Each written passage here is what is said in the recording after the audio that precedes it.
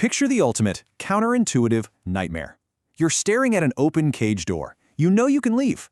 The way out is completely unobstructed, right? And yet, you find yourself utterly, viscerally paralyzed. You literally cannot step through.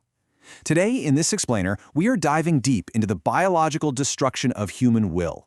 We're going to break down the exact hard science behind why individuals stay trapped in deeply toxic environments long after the door to escape has been swung wide open. So why on earth do we refuse complete freedom? To really understand this, we have to look back at the chilling historical paradigm of Martin Seligman and Stephen Meyer's foundational experiments with dogs, and what they discovered was just horrifying. Basically, after enduring repeated, completely inescapable trauma, an organism just breaks. It stops trying. And the absolute tragedy here is that even when the environment changes, even when a mathematically optimal wide-open escape route is right there to end its own agony, the organism refuses to cross it. The door is open, but the subject will not run. Why? Well, we have to understand that learned helplessness is absolutely not an intellectual choice to surrender. This isn't a moral failing, it's not simple laziness, it's not a lack of willpower, and it is certainly not a character flaw. What we are looking at is a profound, hardwired physiological conditioning loop.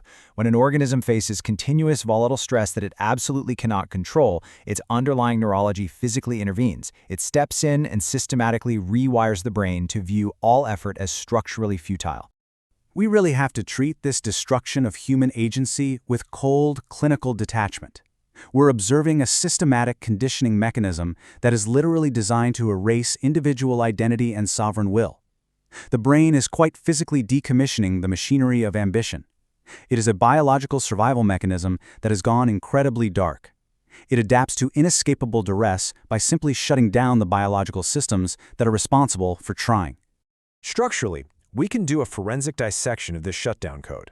Take the prefrontal cortex. That's the seat of your executive function, your strategic planning, your active choices. fMRI scans actually show that prolonged exposure to inescapable trauma actively compromises these neural pathways and shrinks the hippocampus. Meanwhile, your dorsal raphe nucleus becomes hyperactivated, and this hyperactivation locks the nervous system into a permanent state of passive survival. It's a structural emergency shutdown. It completely bypasses your conscious desires. And when you translate that biological shutdown into subjective experience, you hit what we call the metabolic freeze.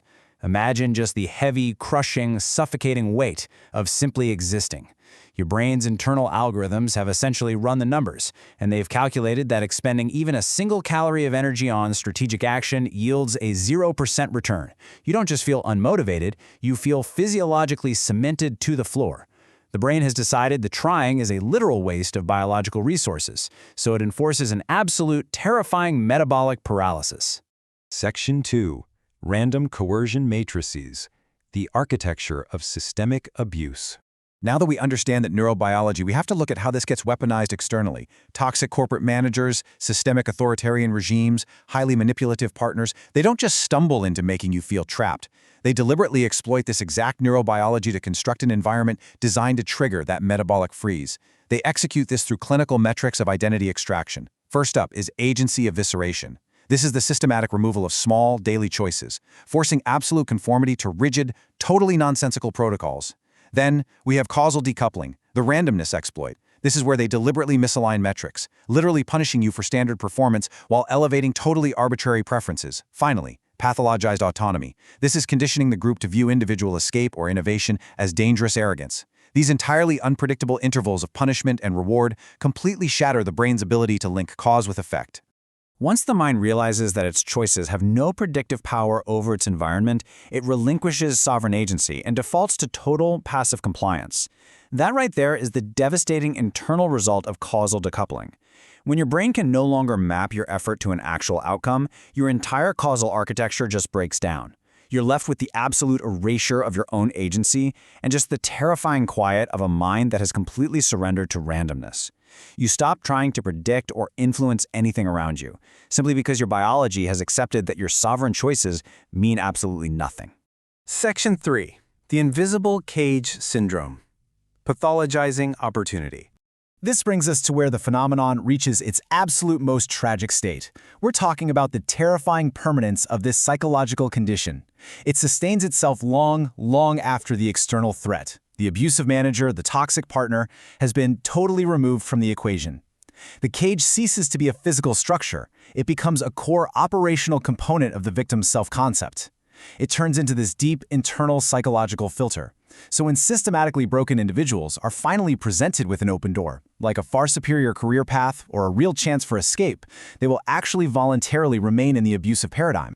The mind is so incredibly desperate to avoid more unpredictable trauma that it rationalizes the familiar pain as being far safer than the terrifying requirement of exercising sovereign choice.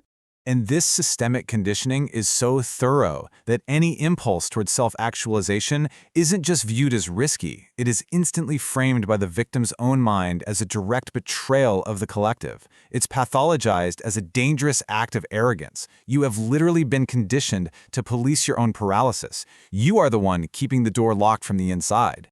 Section 4. The Existential Mandate, Shocking the Prefrontal Cortex. We have to be uncompromisingly realistic here. There is absolutely no accidental optimism in this data. You cannot dismantle this invisible cage by just sitting around waiting for motivation to arrive.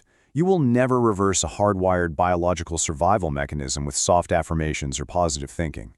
We are talking about a physical brain injury, a completely decommissioned prefrontal cortex. To break this, it requires a blind, violent, agonizing leap of pure, uncoordinated defiance. You cannot wait until you feel capable of running, because your brain's causal mapping is fundamentally broken. It will literally never tell you that you are capable. You have to brute force the action to shock that prefrontal cortex back online. You must run while you are still fundamentally convinced you are completely paralyzed. So the brutal question we have to leave you with today: where in your own life are you staring at a wide-open door, utterly convinced by your own biology that you cannot step through?